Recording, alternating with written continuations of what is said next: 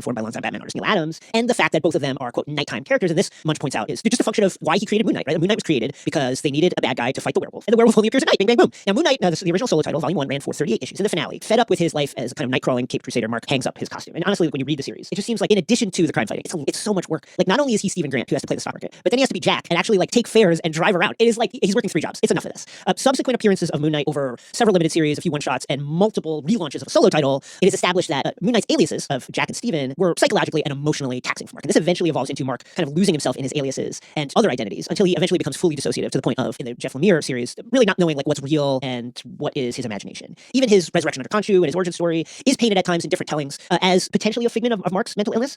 When Moon Knight Volume 8 by writer Jeff Lemire and artist Greg Smallwood opens, we find Mark locked in a mental hospital experiencing disconnected episodes as Grant and Lockley and other malign hallucinations, which all turn out to be in some form the work of Khonshu, who is attempting to wear away Mark's identities, his very consciousness, in order so that Khonshu, an elder god, can take over Mark's body and actually like exist in reality. Jason Aaron's Avengers run dials some of the confusion back, placing Moon Knight back into the kind of like firm shadow of Khonshu. Spectre's physical strength waxes and wanes with the phases of the moon, which is kind of like a retcon. The earlier appearances of Moon Knight in the Doug Manchin original series, he's just, Moon Knight is just a guy. He's just like a Batman, like Bruce Wayne, very, very strong, well-trained guy who's an expert fighter, etc. But just a guy. Later appearances drew a supernatural element and actually enhanced individual element where Khonshu is giving Mark super strength, and that super strength gets stronger depending on what phase of the moon it is. Now, back to Jason Aaron's Avengers run, there's a storyline where there's a once-in-a-million-year supermoon, and this makes Moon Knight like so OP that it's a fun story, but he's so OP that it like basically like almost breaks canon. Moon Knight is so powerful because of this once-in-a-million-year supermoon that he is